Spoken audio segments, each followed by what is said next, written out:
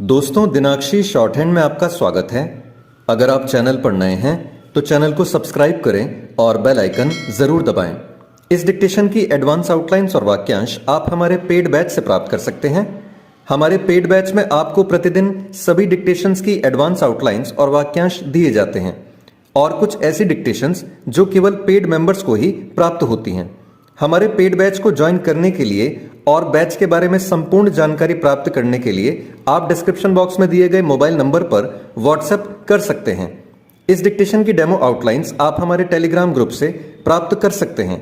तो चलिए डिक्टेशन को स्टार्ट करते हैं। डिक्टेशन 5 सेकंड बाद स्टार्ट होगी। Ready, start. चीन के हांगझू में आयोजित एशियाई खेलों में भारत ने जिस तरह अपने पिछले सर्वश्रेष्ठ प्रदर्शन को पीछे छोड़ते हुए 81 पदक अर्जित कर लिए, उससे यह आशा बलवती हो गई है कि हमारे खिलाड़ी अब की बार 100 के पार के सपने को पूरा कर सकते हैं। इस नारे के यथार्थ में बदलने की उम्मीद इसलिए है क्योंकि इन खेलों का समापन होने में कुछ दिन शेष हैं और कई पदक सुनिश्चित दिख रहे हैं। इसके पहले जकार्ता में आयोजित एशियाई खेलों में भारत को कुल 70 पदक मिले थे।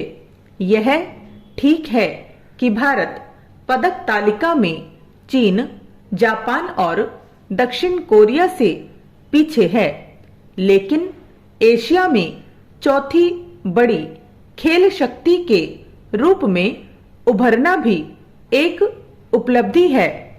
इस उभार का एक प्रमाण यह है कि हांगझू में भारतीय खिलाड़ियों ने एक ही दिन में 15 पदक जीते। इसी तरह कुछ खेलों में हमारे खिलाड़ियों ने पहले और दूसरे दोनों स्थानों पर कब्जा किया, यानी स्वर्ण के साथ रजत पदक भी जीता।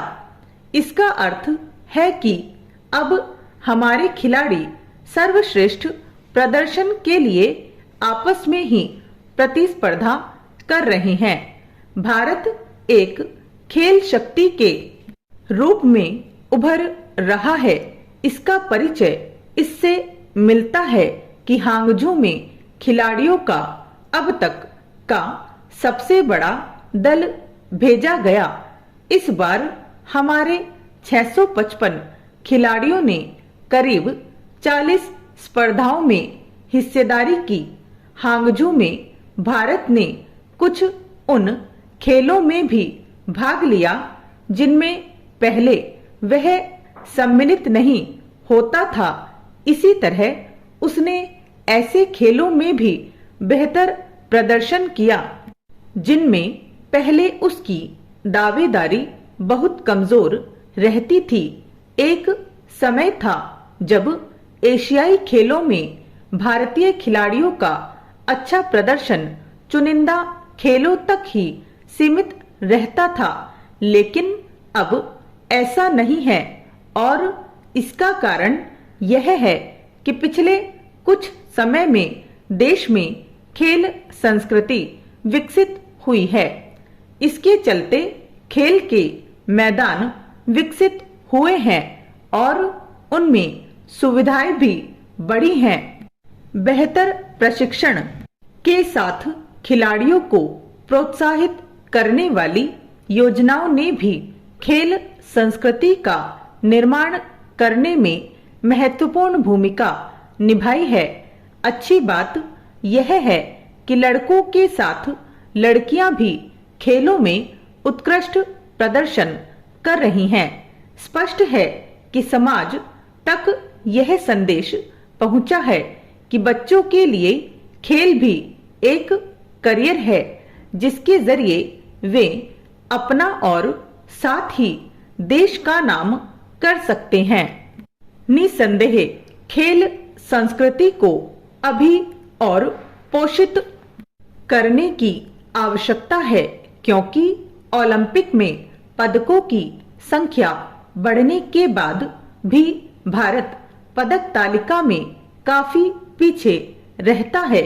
एशियाई खेलों की तरह ओलंपिक में भी हमारे खिलाड़ी अपनी छाप छोड़ें। इसके लिए खेल संघों को भी सक्रियता दिखानी होगी और राज्य सरकारों को भी यह ध्यान रहे कि आज के युग में कोई देश कितना सामर्थ्यवान है, यह इससे भी रेखांकित होता है कि उसके खिलाड़ी विश्व स्तरीय खेलों में कितने पदक हासिल करते हैं।